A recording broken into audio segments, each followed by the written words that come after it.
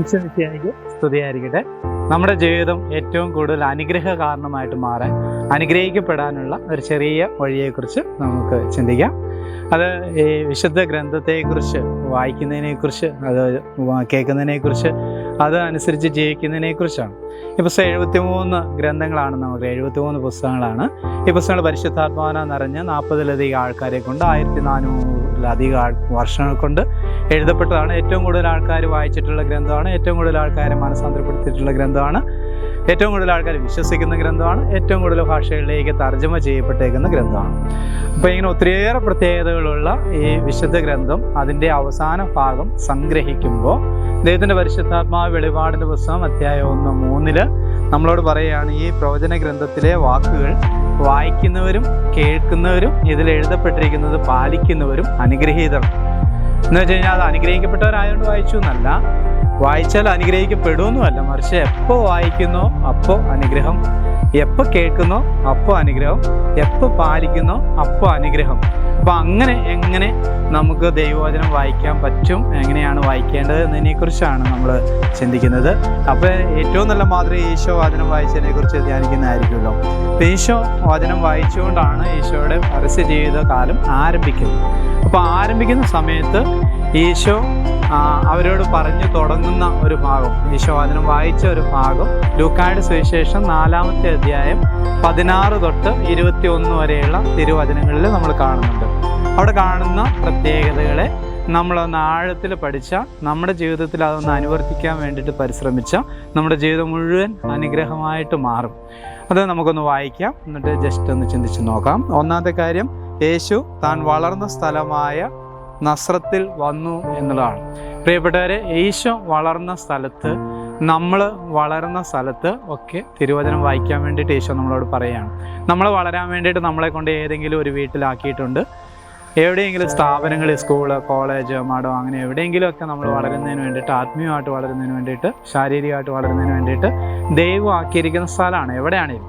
അപ്പോൾ ആ സ്ഥലത്ത് നമ്മൾ തിരുവചനം വായിക്കണം. അങ്ങനെ വായിക്കുമ്പോഴാണ് നമ്മൾ അനുഗ്രഹമുള്ള വ്യക്തിയായിട്ട്, ആ സ്ഥലം ഒരു അനുഗ്രഹമുള്ള സ്ഥലമായിട്ട് ഒക്കെ മാറുന്നത്. രണ്ടാമത്തെ കാര്യം പറയുകയാണ്, ഈശോ പതിവ് പോലെയാണ് വായിച്ചത്. അപ്പോൾ ഈശോയ്ക്ക് ബൈബിൾ വായിക്കുന്ന ഒരു പതിവ് ഉണ്ടായിരുന്നു. അതുപോലൊരു പതിവ് നമ്മുടെ ജീവിതത്തിലും ബൈബിൾ വായിക്കുന്നതിന് വേണ്ടിയിട്ട് നമ്മൾ ഉണ്ടാക്കിയെടുക്കണം. അത് ഏറ്റവും നല്ലത്, ബൈബിൾ നമ്മളെ പഠിപ്പിക്കുന്നത് അതിരാവിലെ സൂര്യൻ ഉദിക്കുന്നതിന് മുമ്പ് തന്നെ എഴുന്നേറ്റ് തിരുവചനം വായിക്കുകയും ധ്യാനിക്കുകയും ഈശോയോട് പ്രാർത്ഥിക്കുകയും ചെയ്യുക എന്നുള്ളതാണെന്ന് ജ്ഞാനത്തിൻ്റെ പുസ്തകത്തിൽ നമ്മൾ വായിക്കുന്നത്.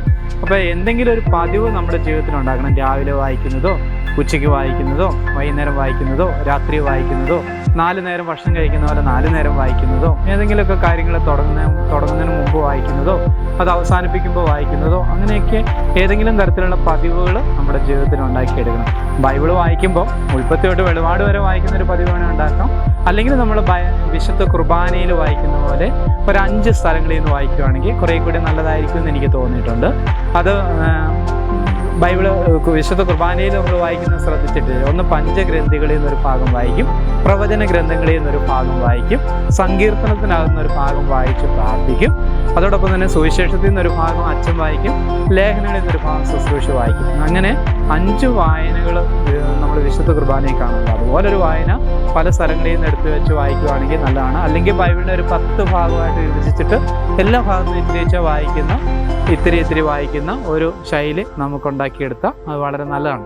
നമുക്ക് ഈശോ വായിച്ചൊരു പതിവ് പോലെ വായിക്കാം. ഒരു അരമണിക്കൂറോ അല്ലെങ്കിൽ 1 മണിക്കൂറോ, ഇനിയും പറ്റുന്നില്ലെങ്കിൽ ഒരു 10 മിനിറ്റെങ്കിലും തിരുവചനം വായിക്കാൻ വേണ്ടിയിട്ട് നമ്മുടെ ജീവിതത്തിൽ കണ്ടെത്തണം. അങ്ങനെ ഒരു പതിവ് നമ്മൾ ഉണ്ടാക്കിയെടുക്കണം. വീണ്ടും നമ്മൾ കാണുകയാണ്, ഈശോ സിനഗോഗിൽ പ്രവേശിച്ചാണ് വായിച്ചത്. എന്താ സിനഗോഗിൻ്റെ പ്രത്യേകത? സിനഗോഗ് എന്ന് പറഞ്ഞാൽ ജെറുസലേമിലെ ഇസ്രായേൽ ജനത ദൈവത്തിൻ്റെ വചനം പഠിക്കാൻ വേണ്ടിയിട്ട് ഉപയോഗിച്ചിരുന്ന സ്ഥലം. ആരാധിക്കാൻ വേണ്ടിയിട്ട് അവർക്ക് ദേവാലയം ഉണ്ടായിരുന്നു, പക്ഷേ ബൈബിൾ പഠിക്കാൻ വേണ്ടിയിട്ട് ഉപയോഗിച്ചിരുന്ന സ്ഥലമാണ്. അതുപോലെ നമ്മുടെ ജീവിതത്തിൽ നമ്മൾ എവിടെയാണോ ഇരുന്ന് വചനം പഠിക്കാൻ വേണ്ടിയിട്ട് തീരുമാനിക്കുന്നത്, അങ്ങനെ ഒരു കൃത്യമായ ഒരു സ്ഥലത്ത് തന്നെ ഇരുന്ന് വചനം വായിക്കുന്നത് അവിടെ ഒരു ദൈവവചനത്തിൻ്റെ ഒരു അഭിഷേകം നിറയാൻ ഇടയാക്കും.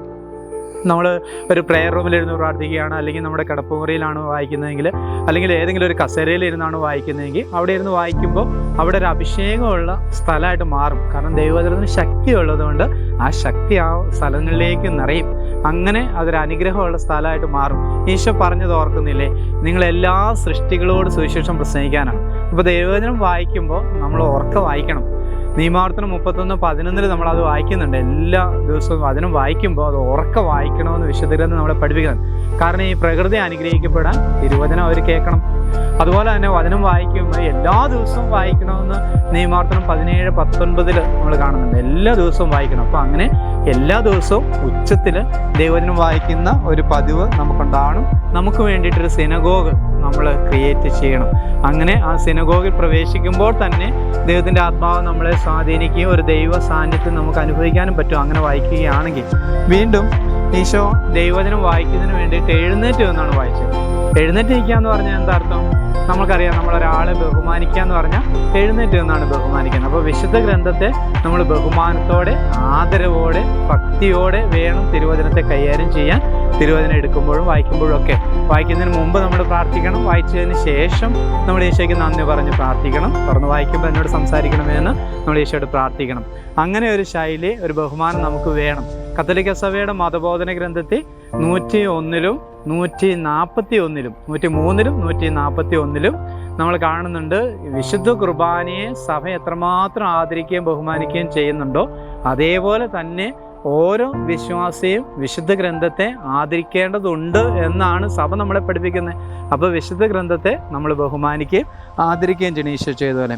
ഈശോ എന്നിട്ട് തുറന്നു. ഈശോ യെശയ്യാപ്രവാചകന്റെ പുസ്തകം അവന് നൽകപ്പെട്ടു. പുസ്തകം തുറന്നപ്പോൾ ഇപ്രകാരം എഴുതിയിരിക്കുന്നത് അവൻ കണ്ടു. കർത്താവിൻ്റെ ആത്മാവ് എൻ്റെ മേലുണ്ട്, ദരിദ്ര സുവിശേഷം അറിയിക്കാൻ അവിടെ നിന്നെ അഭിഷേകം ചെയ്തിരിക്കുന്നു. ബന്ധിതർക്ക് മോചനവും അന്ധർക്ക് കാഴ്ചയും അടിച്ചമർത്തപ്പെട്ടവർക്ക് സ്വാതന്ത്ര്യവും കർത്താവിന് സ്വീകാര്യമായ വത്സരവും പ്രഖ്യാപിക്കാൻ അവിടുന്ന് തന്നെ അഭിഷേകം ചെയ്തിരിക്കുന്നു. ഇത്രയും വചനഭാഗമാണ് വായിച്ചത്. നമുക്കറിയാം, യെശയ്യായുടെ പുസ്തകത്തിൽ നിന്നൊരു വചനഭാഗമാണ് വായിച്ചത്. 60-ാം അധ്യായം 1 തൊട്ടുള്ള തിരുവചനങ്ങളാണ് വായിച്ചത്. അപ്പോൾ വായിച്ചു. അപ്പോൾ ഈശോ അതിനകത്ത് എഴുതിയേക്കുന്ന കാര്യങ്ങൾ തന്നെപ്പറ്റിയാണ് എഴുതിയത് എന്ന് കണ്ടു. അതാണ് അത് കണ്ടു എന്നതിൻ്റെ അർത്ഥം. ഈശോ അപ്പോൾ തന്നെ അത് വിശ്വസിക്കുകയാണ്. ആ വചനം വായിച്ചപ്പോൾ അത് അപ്പോൾ തന്നെ വിശ്വസിക്കുകയാണ്, അത് തന്നെക്കുറിച്ച് എഴുതിയിരിക്കുന്നതാണ്. കാരണം എന്താണ്? സങ്കീർത്തനം 47 ദൈവത്തിൻ്റെ വചനം പറയുകയാണ്, അവിടുത്തെ ഗ്രന്ഥത്തിൽ എന്നെപ്പറ്റി എഴുതിയിട്ടുണ്ട്. അപ്പോൾ എന്നെപ്പറ്റി എഴുതിയിട്ടുള്ളതാണ് വായിക്കുന്നത്. അല്ലെങ്കിൽ സങ്കീർത്തനം 139:16 നമ്മൾ വായിക്കുന്നുണ്ട്, എനിക്കൊരു രൂപം ലഭിക്കുന്നതിന് മുമ്പ് തന്നെ അവിടുത്തെ കണ്ണുകൾ എന്നെ കണ്ടു. എനിക്കായിട്ട് നിശ്ചയിക്കപ്പെട്ടേക്കുന്ന ഈ കാലം ഉണ്ടാകുന്നതിന് മുമ്പ് തന്നെ അങ്ങയുടെ ഗ്രന്ഥത്തിൽ അത് എഴുതപ്പെട്ടു. അപ്പം അങ്ങനെ ഈശോയെ പറ്റി എഴുതിയിരിക്കുന്ന പോലെ തന്നെ നമ്മളെപ്പറ്റിയും അത് എഴുതപ്പെട്ടതാണ്. നമ്മളെക്കുറിച്ചുള്ള ദൈവഹിതമാണ്. അത് നമ്മൾ സ്വീകരിക്കുക. എന്നിട്ട് ഈശോ പ്രഖ്യാപിച്ചതുപോലെ പ്രഖ്യാപിക്കുകയാണ്. ഇന്ന് നിങ്ങൾ കേട്ടിരിക്കെ തന്നെ ഈ തിരുവെഴുത്ത് നിറവേറിയിരിക്കുന്നു എന്നുള്ളത്. പ്രിയപ്പെട്ടവരെ, ഈശോ വചനം പ്രസംഗിക്കാൻ തുടങ്ങിയപ്പോൾ ആദ്യം എഴുതപ്പെട്ട സുവിശേഷം മർക്കോസിൻ്റെ സുവിശേഷം 1-ാമത്തെ അധ്യായം 15-ാമത്തെ തിരുവചനത്തിൽ ഈശോ ദൗത്യം ആരംഭിക്കുമ്പോൾ ആദ്യം പറഞ്ഞുകൊണ്ട് തുടങ്ങുന്ന ഒരു കാര്യം, നിങ്ങൾ സുവിശേഷത്തെ വിശ്വസിക്കുക എന്നുള്ളത് പറഞ്ഞുകൊണ്ടാണ്. അതിനുശേഷം ഈശോ സുവിശേഷം പ്രസംഗിച്ചുകൊണ്ട് നടന്നു. വിശ്വസിച്ചവരൊക്കെ സൗഖ്യം പ്രാപിക്കുകയും രക്ഷിക്കപ്പെടുകയും ചെയ്തു. അതിനുശേഷം തൻ്റെ പീഡാസഹനവും മരണവും ഉത്ഥാനവും ഒക്കെ കഴിഞ്ഞതിന് ശേഷം തൻ്റെ ശിഷ്യന്മാരെ ചുമതലപ്പെടുത്തുന്ന ഏക കാര്യം എല്ലാ സൃഷ്ടികളോടും സുവിശേഷം പ്രസംഗിക്കാനാണ്. എന്നിട്ട് ഈശോ പറയാണ്, ഇത് വിശ്വസിക്കുന്നവർ രക്ഷിക്കപ്പെടും. സുവിശേഷത്തിൽ വിശ്വസിക്കുക എന്നുള്ളത് വളരെ പ്രധാനപ്പെട്ട കാര്യമാണ്. സുവിശേഷത്തിൽ വിശ്വസിക്കുക എന്ന് പറഞ്ഞാൽ എന്താ അർത്ഥം? ലൂക്കായുടെ സുവിശേഷം 1:45 നമ്മൾ കാണുകയാണ്, കർത്താവ് അരുളി ചെയ്ത കാര്യങ്ങൾ നിറവേറും എന്ന് വിശ്വസിച്ചവർ ഭാഗ്യവതി. അപ്പോൾ കർത്താവ് അരുളി ചെയ്തിട്ടുള്ള കാര്യങ്ങൾ നമ്മുടെ ജീവിതത്തിൽ വിശുദ്ധ ഗ്രന്ഥത്തിൽ നിന്ന് വായിക്കുമ്പോൾ അത് നമ്മുടെ ഒക്കെ ജീവിതത്തിൽ നിറവേറുന്നതാണ് എന്ന് വിശ്വസിച്ച് അവ നിറവേറുന്നതിന് വേണ്ടിയിട്ട് പ്രാർത്ഥിക്കുക. അതാണ് ഏറ്റവും അനുഗ്രഹ കാരണമാകാനുള്ള വഴി. അപ്പം ബൈബിളിനകത്ത് നമ്മൾ കാണുന്നുണ്ട് 1500-ഓളം വാഗ്ദാനങ്ങളുണ്ട്. ഈ വാഗ്ദാനങ്ങൾ നിറവേറാൻ വേണ്ടിയിട്ടാണ് നമ്മൾ പ്രാർത്ഥിക്കുന്നത്. നമ്മളെല്ലാ ദിവസവും ത്രികാല ജപം ചൊല്ലി പ്രാർത്ഥിക്കില്ലേ? കർത്താവിൻ്റെ മാലാഹ 3 കാര്യങ്ങളാണ് അതിനകത്തല്ലേ? കർത്താവിൻ്റെ മാലാഹ പരിശുദ്ധ മറിയത്തോട് ചോദിച്ചു. എന്ന് വെച്ചാൽ കർത്താവിൻ്റെ വചനം നമ്മളോട് പറഞ്ഞു. രണ്ടാമത്തെ കാര്യം മറിയത്തിൻ്റെ പ്രാർത്ഥനയാണ്, ഇതാ കർത്താവിൻ്റെ ദാസി, നിന്റെ വചനം പോലെ എന്നെ സംഭവിക്കട്ടെ. അപ്പോൾ ആ പ്രാർത്ഥനകളുടെ ഉത്തരം ഉണ്ടായതാണ്. 3-ാമത്തെ കാര്യം, വചനം മാംസമായി നമ്മുടെ ഇടയിൽ വസിച്ചു. അതിനുശേഷം നമ്മൾ പരിശുദ്ധ അമ്മയോട് ചോദിച്ച് പ്രാർത്ഥിക്കുകയാണ്, അമ്മേ, ഈശോ മിശിഹായുടെ വാഗ്ദാനങ്ങൾക്ക്, ഈ 8500-ലധികം പറയുന്ന വാഗ്ദാനങ്ങൾക്ക് യോഗ്യരാകാൻ വേണ്ടിയിട്ട് അമ്മ ഞങ്ങൾക്ക് വേണ്ടിയിട്ട് പ്രാർത്ഥിക്കണമെന്ന്. അപ്പോൾ അങ്ങനെ ഈശോ മിശിഹായുടെ വാഗ്ദാനങ്ങൾ വായിക്കുക, അവ വിശ്വസിക്കുക, അത് ഏറ്റുപറയുക, അത് നിറവേറാൻ വേണ്ടിയിട്ട് പ്രാർത്ഥിക്കുക. അങ്ങനെ വിശുദ്ധ ഗ്രന്ഥം നമ്മുടെ ജീവിതത്തിൽ നിറവേറുന്ന ഓരോ ദിവസവും അവിടുത്തെ വചനം സത്യമെന്ന് തെളിഞ്ഞുകൊണ്ട് നിറവേറുന്നത് നമുക്ക് അറിയാനായിട്ട് പറ്റും. അങ്ങനെ വചനം വായിക്കുമ്പോൾ നമ്മുടെ ജീവിതത്തിൽ അനുഗ്രഹത്തിൻ്റെ ഒരു വഴി, ഒരു ചാല് വെട്ടി തുറന്ന് നമ്മുടെ കുടുംബത്തിലേക്ക്, നമ്മുടെ ജീവിതത്തിലേക്കൊക്കെ കടന്നു വരുന്നത് നമുക്ക് കാണാനായിട്ട് പറ്റും. അങ്ങനെ എല്ലാവർക്കും സാധിക്കട്ടെ എന്ന് ആശംസിക്കുകയും ചെയ്യും.